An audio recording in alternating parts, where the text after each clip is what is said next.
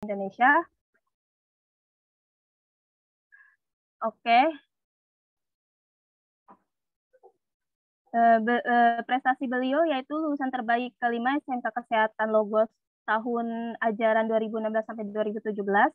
Terus yang kedua juara 3 lomba menulis esai dengan tema wanita dan politik. Untuk selanjutnya pendidikannya 2022 itu menempuh di Universitas Nasional Fakultas Ilmu Kesehatan Ilmu Keperawatan, dan 2017 itu dari SMK Kesehatan Logos Kesehatan Keperawatan. Pengalaman kerjanya itu tahun 2021 beliau melakukan program vaksinasi COVID-19 PT Bluebird TBK Vaksinator Relawan. Terus di 2020 itu ada Satuan Gugus Tugas Penanganan COVID-19 Subbidang Edukasi Bidang Perubahan Perilaku Kota Bogor, anggota relawan. Selanjutnya di 2017 itu Klinik Pratama Rawat Inap dan Bersalin Citama Asisten Perawat, dan 2016 itu Rumah Sakit Umum Daerah di Cibinong Asisten Perawat atau magang. Untuk pengalaman organisasinya itu di tahun 2019 sampai 2020 itu Pergerakan Mahasiswa Islam Indonesia ke PMII Rayon Fakultas Ilmu Kesehatan Universitas Nasional.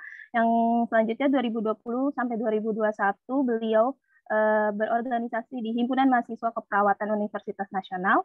Selanjutnya 2021 sampai 2021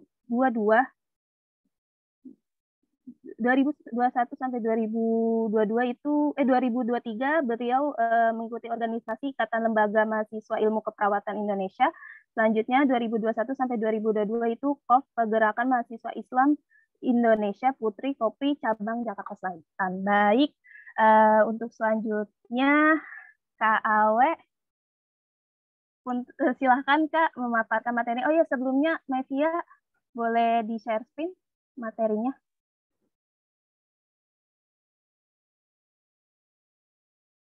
Oke. Kak, sudah keluar? Oh, udah. Ya, terima kasih, Mevia.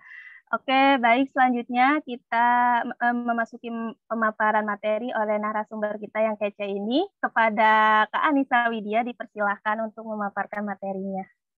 Oke, terima kasih moderator. Ya ampun, sahabat Amira. Atas waktunya, terima kasih ya sahabat-sahabat semua. Mungkin saya buka dulu ya. Assalamualaikum warahmatullahi wabarakatuh. Selamat siang sahabat-sahabat semua. Apa kabarnya hari ini? Semoga baik aja ya. Semoga yang puasa dilancarkan puasanya. Dikit lagi mau buka ya, tunggu azan maghrib sambil diskusi. Dan yang nggak puasa, semoga semangat juga untuk melakukan aktivitas sehari-harinya. Dan pada siang hari ini, sahabat-sahabat, terima kasih yang udah menyempatkan waktunya untuk datang di acara Kastrat Himaket ya, yaitu diskusi mengenai kebijakan PPNI satu desa satu perawat. Nah, mungkin di sini saya mau sampaikan terlebih dahulu, ya memang di sini saya sebagai narasumber, cuman tidak melulu perkataan saya adalah yang paling benar ya, sahabat-sahabat semua. Jadi di sini kita diskusi, forum ini khusus untuk diskusi, sahabat-sahabat yang punya pemikiran mungkin yang berbeda dengan saya bisa langsung diutarakan saja nanti ketika sesi diskusi, dan tidak selalu apa yang menjadi pernyataan saya itu benar, karena memang ini argumentasi menurut saya dan berdasarkan apa yang sudah saya cari terlebih dahulu. Nah, mungkin langsung aja ya ke pembahasan, yaitu mengenai satu desa, satu perawat. Boleh di next?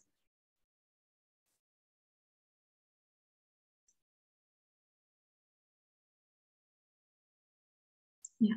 Mungkin di slide pertama ini yaitu ada PPNI usulkan satu desa satu perawat. Dari sahabat-sahabat Kastrat sendiri mengusulkan isu mengenai satu desa satu perawat ini pasti berdasarkan berita yang sedang mungkin trending di media sosial ya, yaitu PPNI mengusulkan mengenai kebijakan satu desa satu perawat kepada pemerintah pusat, yaitu presiden. Menurut teman-teman nih di sini, kalau PPNI baru mengusulkan, kira-kira kebijakan ini sudah diterapkan atau belum?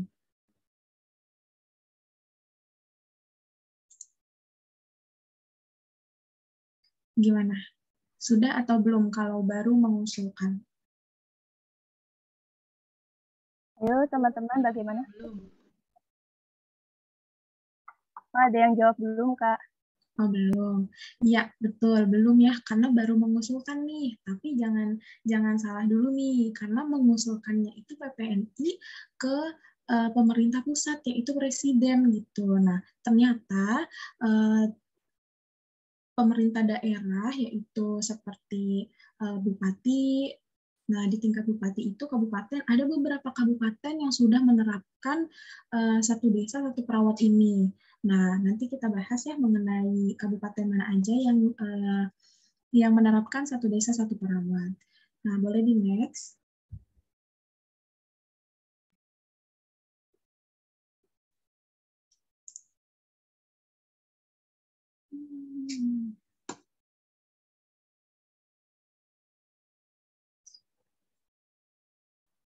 Oke, di sini ada pertanyaan ya. Pertanyaan pasti tuh teman-teman bertanya-tanya dulu nih. Kira-kira apa sih maksudnya satu desa satu perawat itu gitu kan? Nah, karena memang saya juga awalnya bertanya, kebijakan apa sih satu desa satu perawat itu gitu. Nah, mungkin yang ada di gambaran sahabat-sahabat semua di sini satu desa satu perawat adalah satu perawat yang ditugaskan dalam satu wilayah desa tertentu. Ya, mungkin gambarannya seperti itu ya, dalam generalnya seperti itu.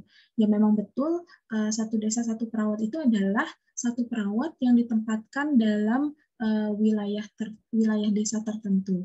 Nah, terus apa sih maksudnya perawat desa ini gitu? Nah, perawat desa sendiri diartikan sebagai perawat yang ditempatkan di wilayah desa untuk melakukan upaya promotif dan preventif. Nah, kita harus garis bawahi terlebih dahulu ya, upaya promotif dan preventif. Nah, pasti sahabat-sahabat udah tahu kan ya, promotif itu apa, preventif itu apa.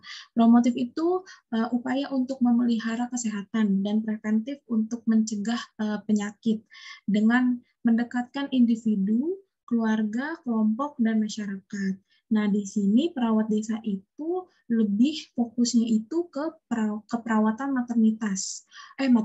keperawatan komunitas. Kalau sahabat-sahabat semua sudah belajar, pasti kenal betul keperawatan komunitas itu seperti apa sih gitu. Nah, perawat desa ini mencakupnya kejurusan kepada keperawatan komunitas. Nah, kemudian satu desa satu perawat ini tujuannya apa sih gitu kan? Nah, tujuan dalam pelaksanaan kebijakan satu desa satu perawat ini, jadi saya ini melihat dari peraturan bupati yang sudah menjalankan mengenai kebijakan satu desa satu perawat, yaitu ada di Kabupaten Oku Timur ya. Kabupaten Ogan Komering Ulu Timur. Ada di Sumatera Selatan ini. Nah, tujuan dari satu desa satu perawat itu yaitu untuk mendekatkan akses dan kualitas pelayanan kesehatan dasar di pedesaan sekaligus menjaga keberlangsungan pelayanan keperawatan, menggerakkan pemberdayaan masyarakat pedesaan, dan dapat memberikan pelayanan keperawatan yang mampu menciptakan masyarakat pedesaan yang sehat, mandiri, dan berkeadilan, serta meningkatkan jangkauan dari mutu pelayanan kesehatan di wilayah kerja. Nah, ini tuh tujuannya sebenarnya untuk mempermudah masyarakat desa memperoleh kesehatan yang sudah diberikan oleh pemerintah.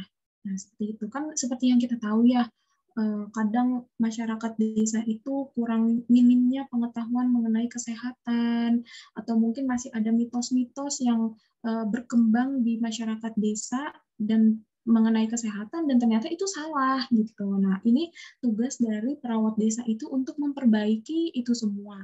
Nah, terus pendekatan yang dilakukan program satu desa satu perawat ini bersifat komprehensif dengan suatu kebijakan pemerintah daerah atas ketersediaan anggaran APBD kabupaten dari yang menyelenggarakannya. Itu yang di sini yang aku ambil contoh dari Oku Timur ya, Ogan Komering Ulu Timur. Nah, kemudian kira-kira gimana ya kriteria untuk menjadi perawat desa? Nah, pertanyaan kedua nih, kriterianya seperti apa sih? Kalau di sini saya ambil dari peraturan bupatinya, mungkin dari setiap kabupaten itu berbeda-beda ya kriteria untuk menjadi perawat desa seperti apa. Cuman yang di sini saya ambil contohnya syarat administrasi untuk menjadi perawat desa di Kabupaten Oku Timur, yaitu yang pertama bertempat tinggal di Kabupaten Oku Timur yang dibuktikan oleh KTP dan KK. Nah, mungkin kita bisa ambil generalnya nih, kalau misalkan dilaksanakan secara nasional, mungkin perawat yang akan menjadi perawat di desa tersebut adalah yang bertempat tinggal di kabupaten tersebut gitu. Nah, kemudian yang kedua itu ada ijazah terakhir pendidikan perawat itu minimal D3 keperawatan. Nah, berarti untuk sarjana keperawatan, nurse, dan nurse spesialis itu sudah pasti bisa. Kemudian yang ketiga itu wajib memiliki nomor induk registrasi anggota PPNI. Ini yang aktif ya. Kemudian wajib memiliki STR yang masih berlaku. Dan wajib memiliki surat izin praktek perawat di fasilitas kesehatan atau puskesmas, sehat jasmani dan rohani, dan syarat administrasi lainnya seperti pas foto, dan lain-lain. Nah, mungkin dari sini aku bisa ambil generalisasinya ya untuk syarat. Mungkin syarat yang paling utama untuk menjadi perawat desa itu, yang pertama itu bertempat tinggal di desa tersebut atau di kabupaten wilayah desa tersebut.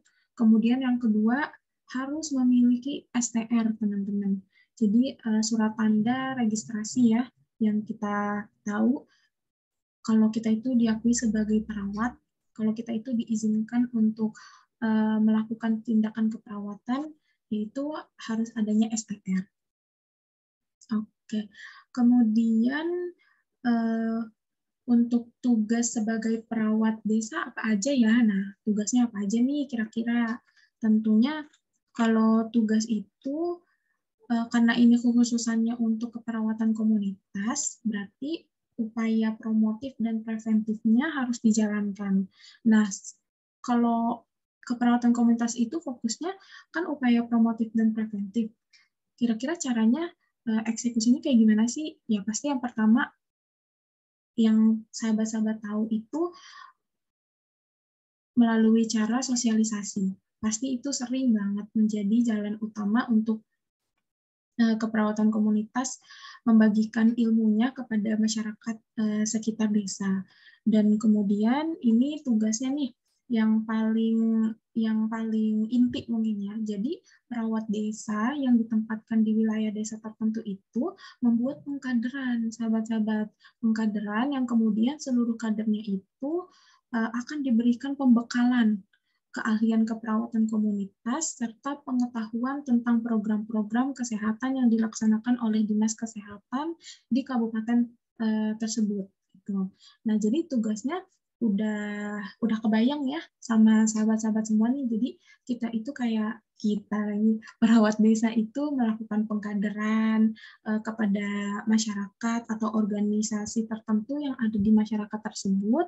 Contohnya kayak mungkin ibu-ibu PKK.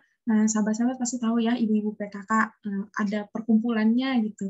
Ibu-ibu PKK nanti perawat desa itu memberikan semacam penyuluhan kesehatan atau pembekalan kepada kader-kader ibu PKK. Untuk jalannya itu kader-kader tersebut akan ya namanya pasti sahabat-sahabat tahu nih lingkungan di sekitar desa itu seperti apa sih, kayak cara bersosialisasi di lingkungan desa itu seperti apa sih, pasti itu musyawarahnya masih kental banget untuk di lingkungan pedesaan. Nah, maka dari itu untuk menyiapkan upaya kesehatan itu tidak berfokus kepada perawat itu sendiri, jadi harus mengupayakan ya sumber daya manusia yang ada. Gitu. Kita upayakanlah, kita buat pengkaderan kepada ibu-ibu PKK, atau mungkin di situ ada Karang Taruna, yang nantinya akan mereka menyampaikan kepada seluruh masyarakat di sekitarnya masing-masing. Nah, seperti itu. Nah, untuk proses implementasinya juga di sini penempatan perawat di desa itu dilakukan secara bertahap dan akan bertugas di masing-masing desa selama 1 tahun. Jadi mungkin yang sahabat-sahabat kira, wah seumur hidup lagi ditempatin desa gitu ya. Ya ternyata enggak, ada perowingan di situ. Jadi satu perawat ini bertugas selama 1 tahun untuk melakukan upaya promotif dan preventif, kemudian nanti di rolling lagi. Nah, seperti itu untuk penempatannya ya. Kemudian boleh di next. Nah, di sini disajikan ya untuk contoh kabupaten yang sudah melakukan tentang kebijakan satu perawat satu desa. Yang pertama itu ada Kabupaten Ogan Komering Ulu Timur dan ada Kabupaten Lampung Barat. Nah, kalau di Lampung Barat ini Pekon ya. Kalau Pekon, nah Pekon itu kalau di Lampung itu mungkin bahasa lainnya desa itu Pekon. Nah, jadi tetap konsepnya itu satu perawat satu desa.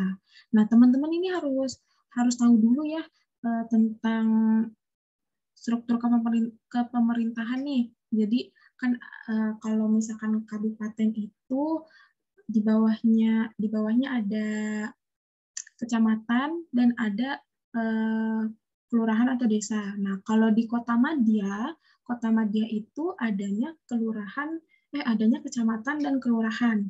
Dan kalau di kabupaten adanya itu kecamatan dan desa. Nah, jadi kebijakan satu perawat satu desa ini hanya bisa diterapkan oleh kabupaten gitu. Karena cuman kabupaten doang yang mempunyai desa gitu. Dan tertulis juga ya di sini di kedua peraturan ini bahwa insentifnya, soalnya di tornya itu membahas mengenai insentif mengenai perawat desa itu seperti apa. Nah, ternyata di peraturannya itu ada sumber pembiayaan. Nah, di pasal 16 ya, ada pembiayaan insentif atau jasa perawat desa dibebankan melalui Dinas Kesehatan Kabupaten tersebut dengan penganggaran APBD kabupaten tersebut.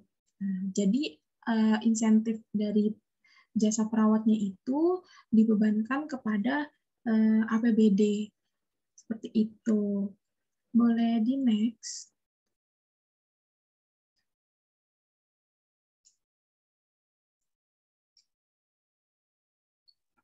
Nah, ini efektivitas program. Ternyata yang sudah berjalan itu ada evaluasinya juga. Dalam peraturannya juga ada evaluasi ya. Jadi di dalam pemantauan dan evaluasi mengenai satu desa satu perawat ini, yaitu ada setiap sebulan sekali perawat desa ini wajib untuk nyetor evaluasi kepada kepala puskesmas, dan nanti juga ada dinas kesehatan untuk memantau terus jalannya mengenai satu perawat satu desa, dan nanti juga organisasi PPNI juga tidak luput untuk mengevaluasi 3 bulan sekali mengenai kinerja perawat yang sudah diturunkan ke dalam desa tersebut. Gitu. Nah, ini efektivitas programnya itu diambil contohnya dari Kabupaten Bombana ya, Provinsi Sulawesi Tenggara. Ternyata Kepala Dinas Kesehatan Kabupaten Bombana, Dr. Sunandar, yaitu mengatakan bahwa selama 3 tahun terakhir ini, beliau melihat peranan perawat desa yang berdampak pada penurunan angka mortalitas, morbiditas, dan potensi kejadian luar biasa. Nah, potensi kejadian luar biasa ini yaitu karena angka kematian atau angka terinfeksi dari DBD. Nah, itu kan penyakit endemik ya, penyakit endemik yang ada di daerah tertentu gitu. Nah, itu adalah salah satu efektivitas dari program Satu Desa Satu Perawat itu, untuk ternyata efektif loh untuk digunakan gitu loh di dalam wilayah desa tertentu gitu. Nah, makanya itu kenapa PPNI mengusulkan untuk ke pemerintah pusat, kebijakan Satu Desa Satu Perawat ini dilaksanakan secara nasional, karena memang efektivitas programnya itu sudah terbukti bahwa menyeluruh loh, bukan cuman di kota aja, bukan cuman di tingkat provinsi aja kesehatan itu harus diperhatikan, tetapi di tingkat desa pun harus diperhatikan ya, karena memang kesehatan adalah hak segala bangsa dan setiap warga negara Indonesia itu berhak untuk mendapatkan kesehatan di Indonesia gitu. Nah, makanya untuk kenapa PPNI mengusulkan kepada pemerintah mengenai program Satu Desa Satu Perawat ini. Boleh di next?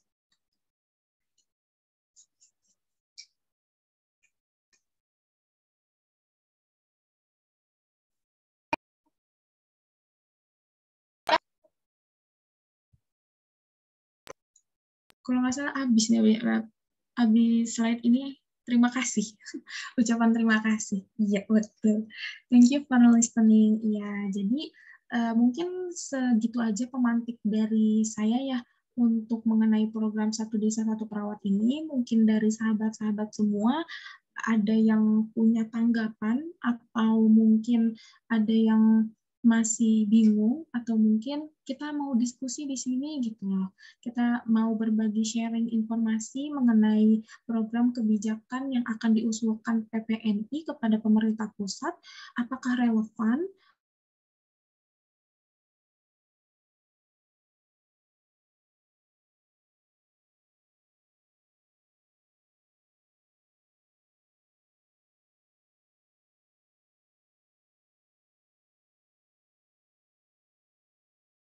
Halo, Kak Awe.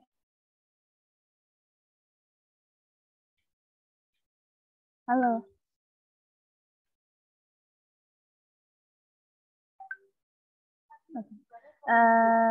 Teman-teman, minta waktunya sebentar ya, karena narasumber ada kendala di laptopnya. Tunggu sebentar ya teman-teman ya.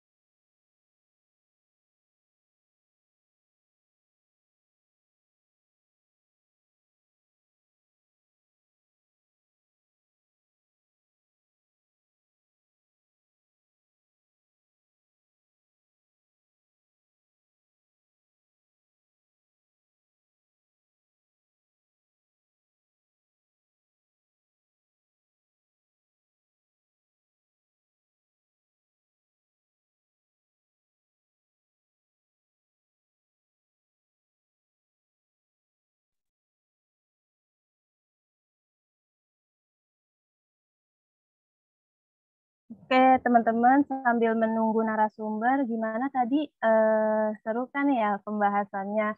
Mungkin di sini teman-teman ada yang ingin bertanya. Saya tampung dulu ya teman-teman. Ada yang ingin bertanya tidak? Ya, izin moderator mau nanya. Oke, silahkan Hovifah. Ya, tadi itu kalau nggak salah dari KW ya bilang kalau program ini tuh cukup diapresiasi. Sedangkan gimana sih? Aku mau tahu nih tanggapan KW. Sebenarnya itu satu perawat satu desa itu tuh kalau dipikir nih ya kayak kurang masuk akal gitu karena di satu desa ini kan banyak warga, banyak kemungkinan orang sakit pun juga akan banyak. Apakah kita sebagai perawat gitu ya satu orang dengan perbandingan anggaplah 100 orang gitu. Itu tuh efektif apa enggak? Takutnya nanti gimana ya malah enggak terlaksanakan gitu program kesehatannya. Ya baik, mungkin tidak apa ya dari sisi perawatnya juga keberatan ya Iya, mungkin. untuk satu desa. Oh, oke. Ya, nah kan tadi kan di awal dibilang ya kalau program ini ada yang bilang diapresiasi gitu. Mungkin apresiasi ini nih dalam bentuk apanya gitu. Kenapa apa sih ini ya? Tahu-tahu dibilang apresiasi, sedangkan ini belum tentu loh kita sebagai perawat menyanggupi.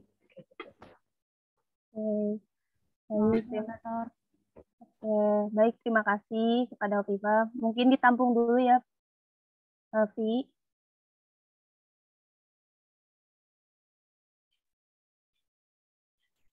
Oke, narasumbernya sudah masuk.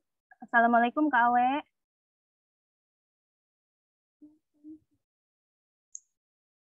Oke, maaf ya. Tadi laptopnya tiba-tiba mati. I'm sorry. Iya, nggak apa-apa, Kak. Oke, baik. Terima kasih ya, Kak, sudah memaparkan materinya. Untuk selanjutnya itu sesi diskusi atau sesi tanya-jawab. Mungkin ada teman-teman, sahabat-sahabat yang ingin bertanya, dipersilakan. Tadi Kak Awe, punten Kak, ada yang sudah bertanya. Mau ditampung dulu atau langsung jawab, Kak? Boleh sih ditampung dulu, cuman pertanyaannya apa kira-kira? Tadi pertanyaan dari Hovifa itu tanggapan Kak Awe mengenai perawat satu desa satu perawat ini apakah efektif karena untuk satu desa itu dikerjakan oleh satu perawat aja Kak, sedangkan misalkan di desanya tersebut ada beberapa orang yang mungkin menderita sakit, tidak hanya lebih dari tidak cuma satu orang aja Kak gitu. Apakah efektif gitu Kak, dan apakah tadi kan ada bentuk apresiasi ya Kak dalam program ini, dalam bentuk apa sih Kak apresiasi tersebut seperti itu Kak? Oke, aku boleh langsung jawab aja kali ya. Oke, silahkan Kak Awe. Iya, mungkin yang tadi dibilang satu perawat satu desa, apakah efektif? Karena desa itu kan cakupannya luas ya, dan hanya cuma satu perawat doang gitu loh. Kasihan perawatnya capek gitu. Kalau menurut yang aku baca gitu ya, dari referensi yang aku baca, satu perawat itu bertugas hanya untuk sosialisasi mengenai upaya promotif dan preventif yang ada di masyarakat tersebut. Jadi kalau misalkan yang harus digarisbawahi lagi aku mau bilang kalau promotif dan preventif ya, tapi kalau tadi dibilang sama yang bertanya itu Hovifa ya tadi, kalau nggak salah. Ya, kalau Hovifa itu bilangnya, terus yang sakit juga dilakukan tindakan oleh perawat dong gitu. Nah, di sini yang harus kita dalemin dulu, karena di sini satu perawat itu bertugas hanya untuk upaya promotif dan preventif, memelihara dan mencegah. Yang tugasnya itu ya paling utama ya sosialisasi mengenai upaya kesehatan gitu. Nah, kalau untuk kayak yang sakit, berobat, atau bagaimana itu dalam satu daerah itu kan pasti ada puskesmas ya. Nah, itu tugas dari puskesmas akan dialokasikan kepada puskesmas sendiri gitu. Jadi teman-teman dalam satu desa satu perawat ini perawat itu nggak bekerja secara sendiri. Ada koordinatornya juga, ada yang memantaunya juga istilah kata gitu. Dalam peraturannya itu sudah ada bahwa peran jajaran kesehatan dan pemangku kepentingan. Nah, di sini juga ikut andil dalam kebijakan yang ditetapkan oleh bupati daerah tersebut, yaitu yang pertama itu ada peran puskesmas. Jadi puskesmas pun tidak luput dari kebijakan satu desa satu perawat ini gitu. Dan ada peran dinas kesehatan, kemudian ada peran dinas provinsi, dan ada juga peran pemerintah daerah kabupaten, dan yang terakhir itu ada peran organisasi PPNI gitu. Dan kalau pertanyaan yang kedua itu gimana tadi, Mir? Untuk untuk pertanyaan kedua, Yang dari Hovifah lah.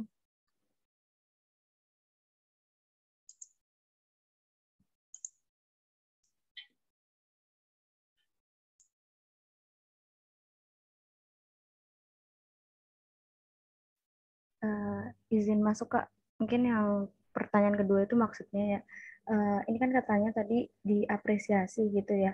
Nah aku mau nanya, bentuk apresiasi ini tuh apa? Apakah kita sebagai perawat akan apa ya, dibiayai gitu, akomodasi, atau disediakan alat-alat selama di desa itu, atau gimana? Ya, mungkin kalau dibiayai atau sebagaimananya itu sudah ada ya sumber pembiayaannya, itu jelas dari APBD kabupaten tersebut gitu yang membiayai.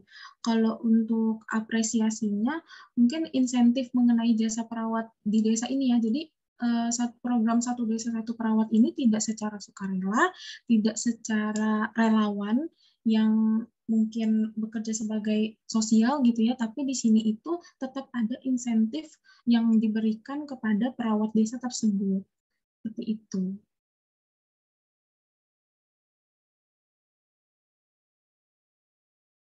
Bagaimana, Hovifah? Ya baik Kak Awe, terima kasih. Sama-sama. Open kamera dong, Hovifah. Vivi. Oke, baik. Untuk selanjutnya ada yang ingin bertanya kembali mengenai program PPNI Satu Desa Satu Perawat ini? Kak, mungkin aku izin nanya lagi, boleh nggak? Boleh, silakan. Ya, ini kan berarti program Satu Desa Satu Perawat itu kan program dari pemerintah ya, dari kabupatennya atau di kota itu tersendiri. Itu tuh sebenarnya ada persyaratannya, atau kayak kita harus ngajuin apa gitu? Apakah mereka open recruit aja, atau kita harus yang mengajukan?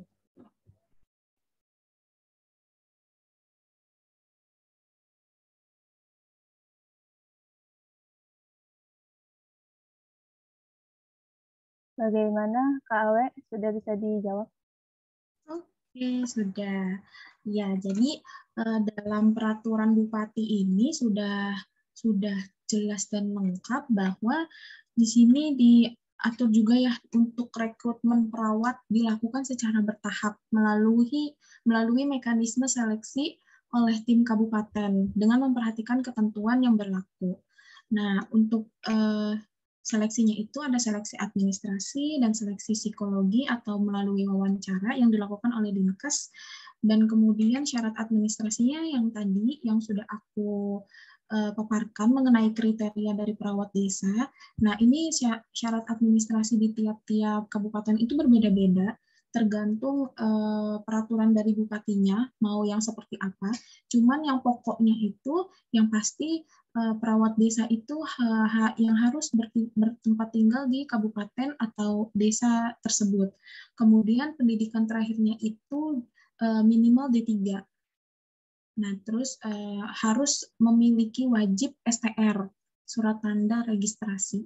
Nah, dari beberapa kebijakan yang udah dikeluarkan ya, dari antara Perbub Lampung Barat dan Perbub Oku Timur ini, yang paling penting sih yang itu, yang tadi aku sebutkan. Jadi bisa digeneralisasi bahwa untuk menjadi perawat desa, syarat-syaratnya itu ya seperti itu. Seperti itu, Hovifah. Bagaimana, Hovifah? Baik, terima kasih Kak Anissa Widya. Siap, sama-sama. Baik, selanjutnya ada yang ingin bertanya lagi. Kita diskusi aja ya teman-teman, jadi nggak usah takut. Di sini kita diskusi aja, nggak usah malu juga untuk bertanya. Mungkin bisa itu gitu, apa sih namanya? Kan di sini yang diangkat sama Kastrat Himakop kan pro dan kontranya nih. Nah, dari sahabat-sahabat semua mungkin ada yang pro atau mungkin ada yang kontra, silahkan disampaikan di dalam forum diskusi ini. Bebas kok. Iya, teman-teman. Mungkin ada yang ingin berpendapat mengenai program ini, ada yang kurang setuju dengan program ini, silakan aja ya teman-teman. Boleh di sini nggak perlu malu, kita di sini diskusi. Ada yang ingin bertanya atau menyanggah, teman-teman?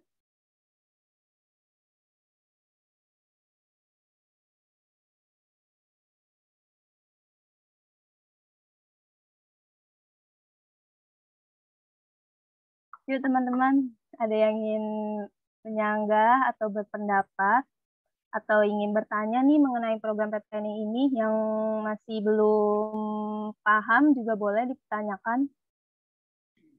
Mau tanya dulu dong. Oh, silahkan Ari. Ya sebelumnya mau tanya dulu. Pertama, program ini kan program dari PPNI, terus kalau ke pemerintah pusat masih dalam pengajuan kan, tapi di beberapa daerah kabupatennya sudah ada yang menjalankan gitu programnya. Yang pertama, apakah perawat tersebut itu terikat ke pemerintahan, misalnya kayak dia nantinya bakal diangkat jadi PNS ataupun tidak. Terus itu yang pertama. Terus yang kedua, mengenai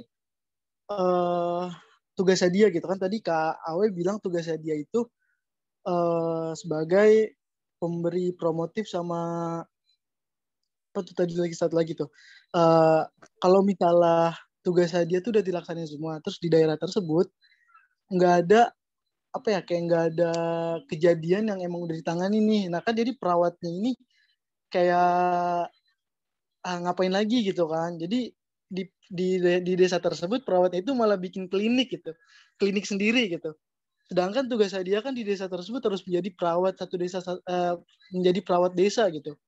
Jadi ketangkep nggak Kak pertanyaan kedua ini? Jadi kayak misalnya Amira nih jadi perawat gitu di desa A. Nah di desa A-nya ini Amira tuh udah ngelaksanain tuh mulai dari promotif, kuratif, segala macam gitu kan. Terus karena udah nggak ada, istilahnya udah warga situ tuh udah sehat lah gitu kan, nggak ada tugas Amira sebagai promotif, kuratif segala macam itu udah dilaksanain semua nih, sudah tercapai lah gitu. Jadi kan Amira bingung gitu kan, apa bikin klinik aja kali di situ. Nah itu tuh salah satu itu tuh melanggar perawat itu sebagai perawat satu desa satu perawat, apa emang diperbolehkan gitu Kak? Pertama itu sih, mungkin nanti jawabannya itu mempengaruhi pro kontranya mungkin ya Kak. Mungkin itu Kak. Oke, iya. Bener banget. Langsung aku jawab aja. Amira, nggak apa-apa? Ya, silakan Kak. Boleh, Mangga. Iya, ini menarik banget sih, Ari. Emang itu tuh yang ada di benak aku setelah berdiskusi dengan seseorang gitu. Nah, iya, mungkin pertanyaan yang pertama dulu ya.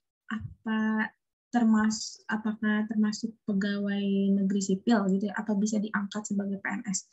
Nah, ternyata walaupun perekrutannya lewat pemerintah daerah gitu. Nah, dalam peraturan bupati yang di Lampung Barat ini ada satu syarat administrasi, yaitu surat pernyataan tidak menuntut untuk diangkat sebagai aparatur sipil negara. Nah, ternyata perawat desa ini bukan termasuk ASN gitu. Jadi mereka ini di luar dari ASN. Tidak boleh menuntut ya, karena perekrutannya sama gitu, sama persis dengan CPNS. Cuman mereka ini bukan PNS gitu. Seperti itu pertanyaan yang pertama. Kalau pertanyaan yang kedua, kalau udah nggak ada kerjaannya, buka praktek mandiri gitu ya. Nah, ini menarik sih, karena di persyaratan yang peraturan bupati yang Oku Timur, itu kan harus syarat administrasinya itu harus ada SIPP, surat izin praktek perawat gitu. Nah, ini buat apa kira-kira gitu loh? Apakah perawat yang akan mendirikan praktik mandiri di sana gitu. Nah, ini menarik nih. Karena ini termasuk dalam mungkin salah satu kontra ya. Karena ketika perawat itu mendirikan satu desa satu perawat ini dilaksanakan secara nasional, sudah diajukan kepada pemerintah pusat dan dilaksanakan gitu, sudah disahkan. Nah, ini akan menjadi kontra untuk tenaga kesehatan lain yang memiliki usaha atau praktik mandiri. Nah, berarti kan ini sudah termasuk ke dalam saingan ya, saingan dalam praktik mandiri nih gitu. Nah, masa iya kalau udah ada bidan praktik mandiri, terus dokter umum melakukan praktiknya gitu. Nah, terus ada perawat lagi. Nah, nanti pasien saya kemana gitu loh. Nanti kebingungan mau berobatnya kemana gitu. Nah, di sini sih salah satu yang saya pikirkan menjadi kontra dalam kebijakan satu desa satu perawat kalau dilaksanakan secara nasional gitu. Nah, kenapa tadi juga Ari tanya kenapa apa sih pemerintah daerah yang di tingkat kabupaten gitu bisa melaksanakan gitu ya, karena pemerintah daerah itu punya otonomi daerahnya masing-masing. Mereka bisa mengeluarkan peraturan untuk daerahnya itu sendiri gitu. Nah, makanya kenapa hanya beberapa kabupaten yang melaksanakan satu desa satu perawat. Nah, itu MOU antara PPNI dengan bupati tersebut gitu, bupati daerah tersebut. Nah, berarti berhasil nih PPNI masuk ke dalam kabupaten daerah tersebut, seperti itu. Nah, kalau misalkan kalau nggak ada tugasnya lagi gitu, kalau yang aku gambarin ya, pasti di setiap masyarakat itu punya ciri khasnya masing-masing. Otomatis mereka mempunyai masalah kesehatannya juga masing-masing. Nah, kalau berbicara tentang kesehatan, karena keperawatan komunitas yang lebih difokuskan kepada perawat desa, yaitu membangun upaya promotif dan preventif ya, yang tadi aku bilang, karena bukan perihal mencegah tentang penyakit aja nih, Ri. Ternyata ada memelihara kesehatan gitu loh. Nah, kalau misalkan kita sudah berhasil di tingkat preventif, yaitu mencegah penyakit, masyarakatnya udah bisa nih, wah, udah nggak ada yang sakit nih gitu, udah nggak ada yang DBD, udah nggak ada yang diare, udah nggak ada yang lain-lain gitu. Nah, ternyata ada lagi tugas yang harus kita pelihara gitu loh, yaitu memelihara kesehatan. Upaya promotifnya harus digencarkan. Karena ketika preventifnya sudah selesai, kita harus ke bagian promotif, yaitu memelihara kesehatan. Itu juga tak luput. Pasti kan kalau memelihara itu harus digencar-gencar itu setiap, ya harus secara konsisten ya, karena kalau misalkan kita hanya sosialisasi aja tapi tidak memantau, tapi tidak mendorong masyarakatnya untuk melakukan upaya memelihara kesehatan, ya itu sama aja gitu. Pasti akan berujung pada ya ujung-ujungnya tindakan kuratif lagi, mengobati lagi gitu loh, tidak sampai kepada memelihara kesehatan. Nah, makanya dari sini kalau misalkan upaya preventif dan promotif ini sudah terlaksana gitu. Nah, yang ditakutkan kan akan membangun praktik mandiri gitu loh, karena sekarang sudah ada undang-undang yang melegalkan untuk perawat melakukan praktik mandiri sendiri gitu. Nah, makanya di sini itu adalah salah satu kontra yang menurut saya kenapa program satu desa satu perawat ini bukan harus dipertimbangkan ya, tapi akan menjadi gesekan antara tenaga kesehatan yang lainnya, yaitu yang melakukan praktik mandiri juga, antara bidan, antara dokter gitu. Nah, itu pasti akan menjadi gesekan tertentu yang ada di desa tersebut. Seperti itu, Ari, tanggapan saya. Oke, terima kasih Kak. Mungkin tanggapan boleh Kak? Boleh dong, silakan. Kalau misalnya yang udah Kak Awi jelasin gitu mengenai pertanyaan kedua, kalau dari sendiri untuk saat ini gitu, karena program memang baru disetujui baru diajukan ke pemerintah dan hanya beberapa daerah yang yang melaksanakan satu desa satu perawat. Kalau dari Ari sendiri sih kontra gitu sama program ini, karena yang tadi udah Kak Awi jelasin gitu kan, pendaftar persyaratan segala macamnya itu sama kayak CPNS, tapi apakah diangkat kan Enggak. Terus balik lagi ke kita sebagai perawat gitu. Kita perawat belajar mahal gitu, nggak munafik lah. Sekolah kita mahal gitu kan. Kalau misalnya kita dapat insentif ya itu enggak sesuai apa yang kita harapkan, lebih baik kita buka praktek mandiri gitu kan. Karena ya itu lebih menguntungkan untuk kita sendiri gitu kan. Kalau cuma ngikutin program ini yang tadi Kak Awe udah jelasin, karena pendaftarannya sama, terus persyaratannya sama tapi diangkat CPNS atau enggak, ya dengan kita bikin praktek mandiri aja gitu kan, punya klinik, kita bisa mempekerjakan dokter gitu kan di kita. Itu sih, karena kan kalau untuk saat ini gitu kan, karena program ini juga kan belum disetujui sama pemerintah gitu kan, baru diajuin. Kayak gitu sih Kak Awe mungkin. Itu kontra dari Ari, terima kasih. Oke, siap. Baik, terima kasih Ari atas tanggapannya dan pertanyaannya. Selanjutnya ada yang ingin bertanya lagi? Oh, mungkin ada di kolom chat, Kak. Ada yang ingin bertanya dari Aca. Saya izin bertanya, Kak. Yang pertama, jika dalam satu desa hanya ada satu perawat, apakah efektif? Oh, mungkin ini pertanyaannya sama ya, Kak. Yang kedua, selain ada kemungkinan akan terjadi kekurangan tenaga kesehatan, terutama perawat, adalah faktor lain yang menjadi program satu desa satu perawat ini menjadi tidak efektif. Terima kasih, Kak. Bagaimana, Kak? Pertanyaannya sudah jelas? Yang kedua itu gimana ya maksudnya? Mungkin Aca bisa berbicara, Aca.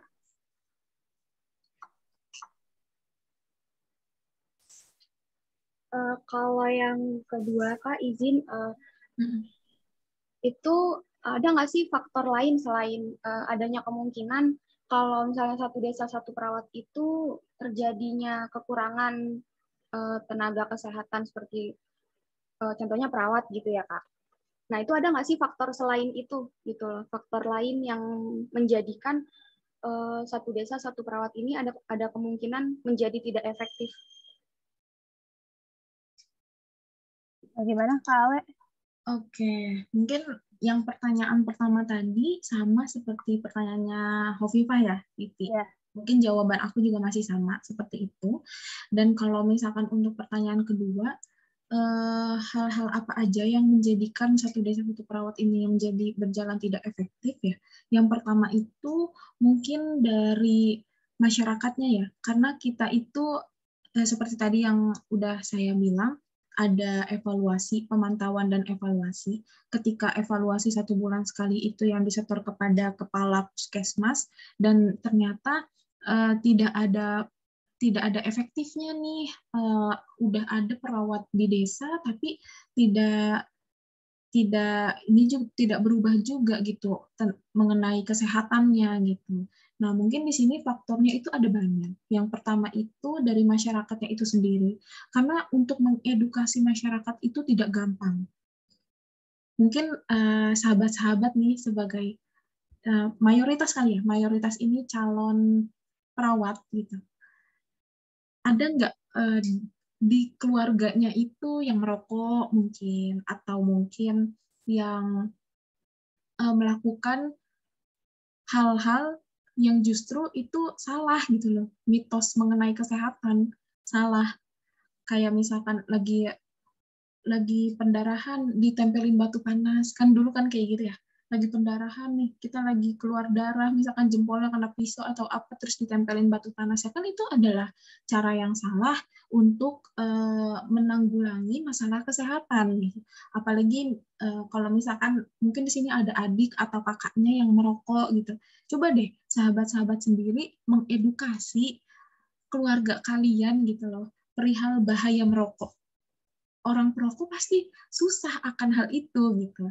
Nah, itu kan akan menjadi tantangan juga, akan menjadi bukan tidak efektif sih sebenarnya. Mungkin jangka waktunya lebih lama gitu untuk mengedukasi supaya si orang ini nih sesuai dengan perilaku kesehatan yang sesuai dengan apa yang kita ajarkan. Nah, seperti itu. Mungkin yang tidak efektifnya lagi itu yang sudah tadi disampaikan oleh Ari, dan itu juga merupakan kontraknya sendiri gitu. Karena memang dari sahabat-sahabat sendiri yang punya pandangan mengenai oh ini satu desa satu perawat ini nggak efektif nih karena harus ada karenanya, harus ada alasannya gitu loh. Silakan sahabat-sahabat semua mengutarakan mungkin persepsinya itu ini nggak efektif karena bla bla bla gitu. Silakan aja karena ini forum diskusi. Mungkin seperti itu ya tanggapan dari aku, Aca. Ya, baik. Aca bagaimana? Ada tanggapan lain atau sudah cukup? Kalau dari saya cukup, Kak. Terima kasih. Oke, baik. Terima kasih, Aca. Mungkin ada yang ingin bertanya lagi nih, Kak. Nilam Arizona. Kak Nilam, silakan untuk bertanya atau menanggapi. Sebelumnya terdengar nggak suara saya? Terdengar. Terdengar, Nilam. Izin ya, Kak, izin bertanya. Sebelumnya saya itu kontra sama adanya satu desa satu perawat ini, terus setuju sama yang pendapat dari Ari. Nah, sebelumnya saya izin bertanya, idealnya seperti apa sih, Kak? Setiap desa punya satu perawat itu atau bisa apa namanya atau bisa meningkatkan pelayanan kesehatan di desa tersebut atau seperti apa? Terima kasih, Kak. Baik. Kak Awe bisa dimengerti? Ya, bisa. Mungkin ini pertanyaannya nyerempet-nyerempet sih ya. Kayak yang tadi Ari. Kalau misalkan pelayanan kesehatan yang tadi sih aku bilang, kalau misalkan satu desa satu perawat itu tidak tidak tidak melulu satu perawat itu yang bekerja full gitu loh secara terus-menerus. Tapi untuk upaya kuratif dan rehabilitatifnya di situ ada rumah sakit atau mungkin upaya kuratifnya di situ ada puskesmas gitu loh. Nah, adanya perawat desa ini untuk membantu kinerja puskesmas, rumah sakit yang terjun ke dalam langsung ke masyarakat untuk mengedukasi, yaitu upaya promotif dan preventifnya dijalankan, karena memang tugasnya seharusnya itu keperawatan komunitas itu yang turun ya, karena memang ini mencakup mengenai komunitas yang di wilayah keluarga ataupun komunitas, jadi memang yang harusnya dikedepankan itu upaya promotif dan preventif gitu. Kalau misalkan tadi kata Nilam kontra, ya itu pendapat Nilam gitu. Mungkin apa yang Ari bilang, oh setuju nih saya dengan pendapat Ari. Ya kalau misalkan kayak gitu, kalau ada insentif yang tidak sesuai dengan perawat desa gitu ya, mendingan saya buka praktik mandiri di desa tersebut gitu loh. Nah itu sih pendapat kalian masing-masing. Mungkin kontranya yang seperti itu, mungkin kontra saya juga sebenarnya yang seperti itu gitu loh. Karena tapi ketika kita membuka praktik mandiri, otomatis persepsi yang saya gambarkan ya, mungkin yang saya gambarkan itu ketika buka, ya udah kalau insentifnya kecil ya saya buka aja praktik mandiri. Nah, berarti otomatis kita adalah patokannya adalah mengenai materialistis gitu ya, materialistis. Nah makanya itu mungkin beda-beda pandangan. Mungkin ada orang yang berfokusnya pada material, ada orang yang berfokusnya pada sosial gitu ya. Itu tergantung dalam perawatnya masing-masing. Seperti itu menurut aku, Nilam. Bagaimana Nilam? Ada tanggapan lain? Ya, siap, Kak. Makasih, Kak. Baik. Iya, sama-sama. Sahabat-sahabat, ada yang ingin bertanya lagi? Atau menanggapi nih dari tadi teman-teman yang bertanya, atau tanggapan dari narasumber? Silakan aja teman-teman. Ada yang ingin bertanya lagi atau menanggapi?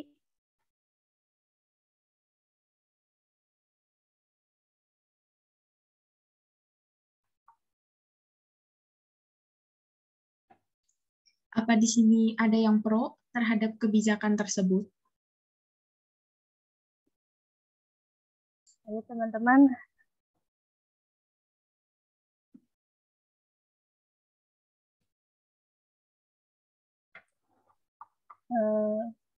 Kak, boleh bertanya nggak kalau saya?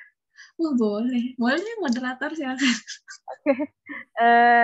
Ini kan tadi program PPDI Satu Desa Satu Perawat ini kan bermanfaat banget ya Kak, dan terbukti katanya di kabupaten itu sudah menurunkan angka morbiditas sama mortalitasnya.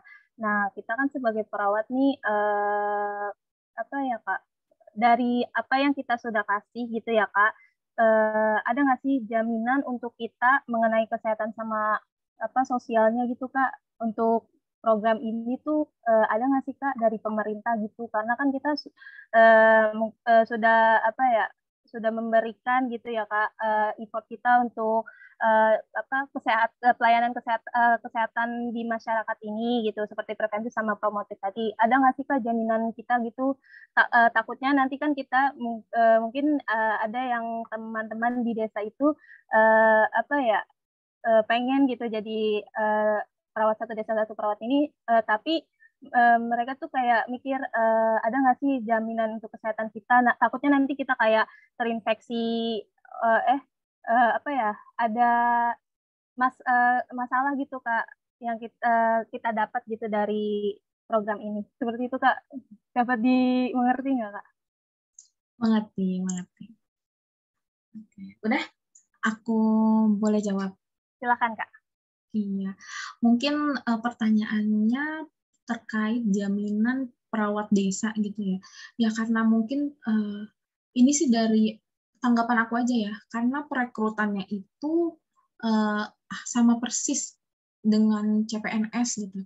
Nah, kalau perihal insentifnya juga langsung tanggung jawab dari APBD gitu kabupaten, ya otomatis kalau menurut aku ya itu 11-12 seperti PNS, otomatis dia jaminannya pun terjamin, jaminannya terjamin, dan untuk insentif dan lain-lainnya juga. Cuman kan kita nggak tahu ya, aku sih masih belum nemuin untuk realnya itu seperti apa. Cuman dari beberapa referensi yang aku baca, itu nggak ada yang mungkin mengeluh mengenai insentif dari perawat desa itu, kurang, saya tidak dijamin perihal kesehatan, ketenaga kerjaan, dan lain-lainnya gitu loh. Dan itu saya masih belum menemukan, karena yang masih saya temukan itu masih yang baik-baik aja nih gitu loh, masih yang positif-positif aja. Ya mungkin seperti itu, Amira. Baik, berarti mungkin ada ya Kak, cuman belum terlihat ini jaminannya itu kesehatannya sama sosialnya itu seperti apa gitu ya Kak. Iya, betul. Biasanya sih ada ya, karena memang kalau misalkan kita bekerja di rumah sakit gitu, kalau contohnya itu kemarin aku dapat contoh kerja di rumah sakit itu dapat kayak jaminan kesehatan. Contohnya BPJS lah, BPJS kesehatan, BPJS ketenagakerjaan, dan insentif itu pelayanan dengan yang lainnya berbeda gitu. Nah, itu kan kayak mungkin apa sih, uang lemburnya pun berbeda gitu. Nah, itu mungkin kan tujuan kita untuk bekerja ya. Iya. Mungkin itu juga udah ada peraturannya kan, mendapatkan apa sih namanya, jaminan, terutama jaminan kesehatan di wilayah kerja masing-masing. Seperti itu. Oke, baik. Terima kasih Kak. Oke, teman-teman ada yang ingin menanggapi atau menyanggah gitu dari diskusi kita pada siang hari ini?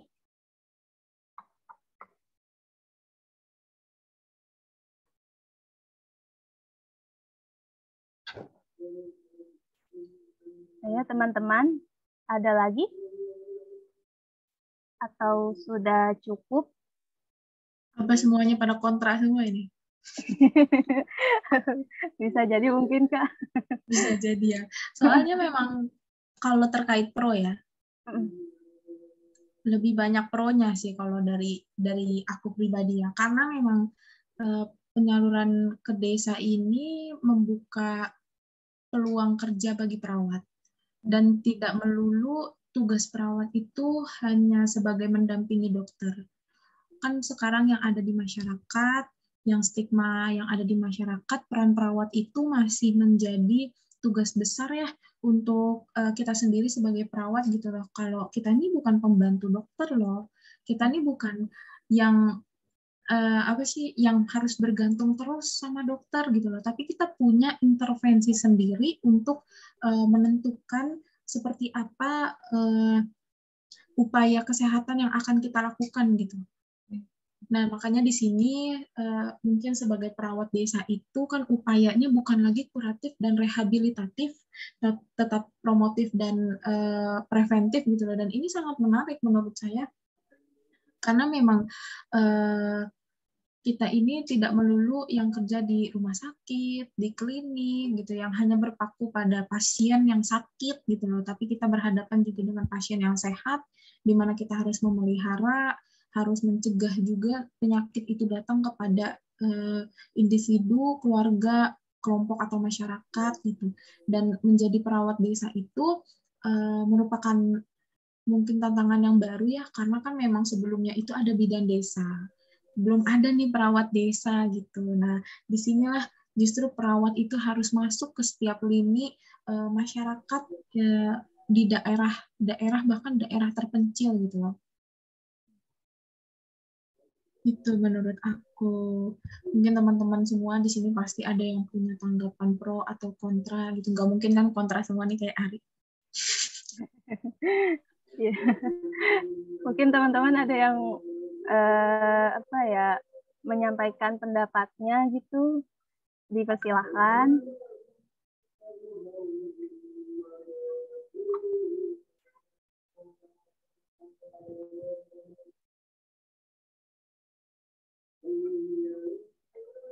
Jadi teman-teman, ada yang ingin memberikan tanggapan lagi? Atau bertanya nih, masih belum paham nih mengenai program PPN ini, boleh aja teman-teman silahkan bertanya. Atau ada tadi mungkin ada yang pro dan kontra, silahkan menyampaikan pendapatnya.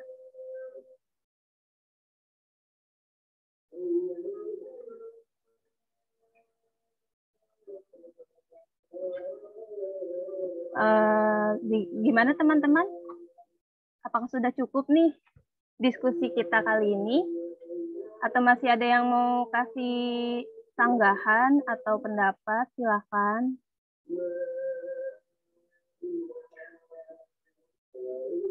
Mungkin nggak ada yang mau nanya lagi kali ya, Kak? Sudah cukup. Oke, mungkin terima kasih Kak Awe sudah memberikan pengetahuan kita nih sebagai perawat ke depannya gitu ya mengenai Satu Desa Satu Perawat ini dan membahas isu pro dan kontra Satu Desa Satu Perawat ini. Selanjutnya kita memasuki acara penyerahan simbolis sertifikat untuk narasumber. Nevia bisa di share screen. Baik, bismillahirrahmanirrahim. Dengan ini saya Amira Piliani selaku Ketua Pelaksana dari diskusi pro dan kontra program PPNI Satu Desa Satu Perawat. Saya akan memberikan sertifikat secara simbolis kepada Kak Anissa Widya selaku pembicara atau narasumber pada diskusi kita kali ini. Mohon diterima ya, Kak. Siap, makasih ya. Amira, makasih teman-teman Himakep, terutama Kastrat, terima kasih. Terima kasih ya, Kak, sudah bersedia menjadi narasumber kita. Siap. Oke, selanjutnya mungkin saya ingin memberikan kesimpulan terlebih dahulu ya untuk diskusi kita pada sore hari ini. Program PPNI Satu Desa Satu Perawat merupakan program usulan dari PPNI kepada pemerintah pusat. Ada beberapa kabupaten yang sudah melaksanakan program tersebut. Program PPNI ini berdampak positif bagi kesehatan masyarakat ya, terutama di desa, yakni menurunkan mortalitas, morbiditas, dan KLB atau kejadian luar biasa. Nah, tujuan dari program tersebut ini untuk memberikan akses atau peluang untuk masyarakat di desa, terutamanya itu untuk mendapatkan pelayanan kesehatan secara yang komprehensif ya dan utuh, serta perawat tersebut itu memberikan preventif dan promotif bagi masyarakat atau khususnya di desa tersebut. Dari program PPNI Satu Desa Satu Perawat ini yaitu membuka peluang ya Kak, tadi apa yang disampaikan oleh Kak Awe, membuka peluang perawat untuk mendapatkan pekerjaan, sedangkan kontranya itu banyak ya, tadi ada disampaikan oleh Ari dan Milan mengenai kontranya itu insentif ya, terutama itu insentif yang tidak sesuai mungkin untuk perawat yang mungkin tadi dibilang Ari, Kak Ari itu tidak sesuai dengan apa yang kita sudah keluarkan di biaya yang kita keluarkan di kuliah yang kita tempuh ini. Baik, terima kasih.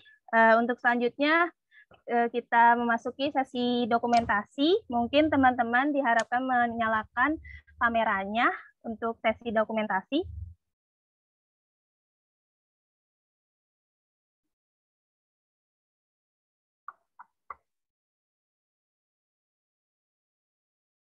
Teman-teman, silakan menyalakan kameranya untuk dokumentasi.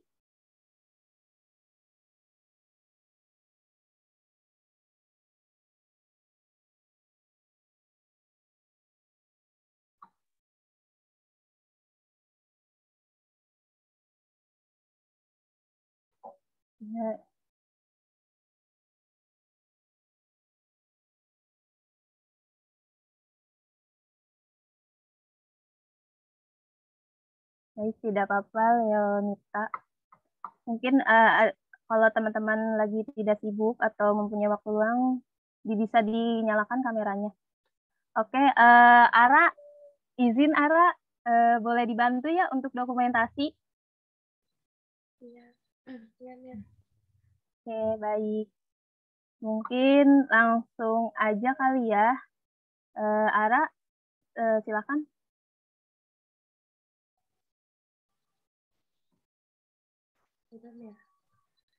Ya.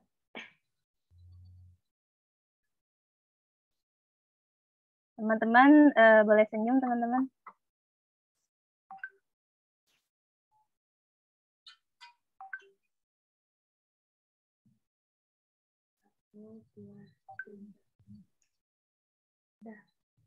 Udah? Ya, udah. Mungkin sekali lagi, Ara. Iya. 1, 2, 3. Oke, terima kasih Ara. Baik, terima kasih kepada sahabat-sahabat yang sudah meluangkan waktu untuk kita berdiskusi di diskusi bersama Kasrat ini. Semoga apa yang sudah didiskusikan ini mendapatkan keberkahan dan keridhaan dari Allah ya, teman-teman semua.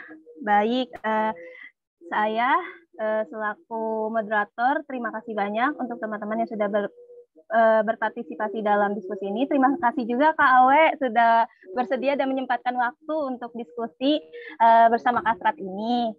Oke, saya selaku moderator izin pamit. Kurang lebihnya mohon maaf. Wallahu muwaffiq ila aqwamit thoriq. Wassalamualaikum warahmatullahi wabarakatuh. Sampai jumpa di diskusi Kasrat selanjutnya. Bye. Waalaikumsalam, terima kasih. Ya, makasih Semangat, Amira. Makasih ya, Kak. Ya, izin live ya. Ya, Kak.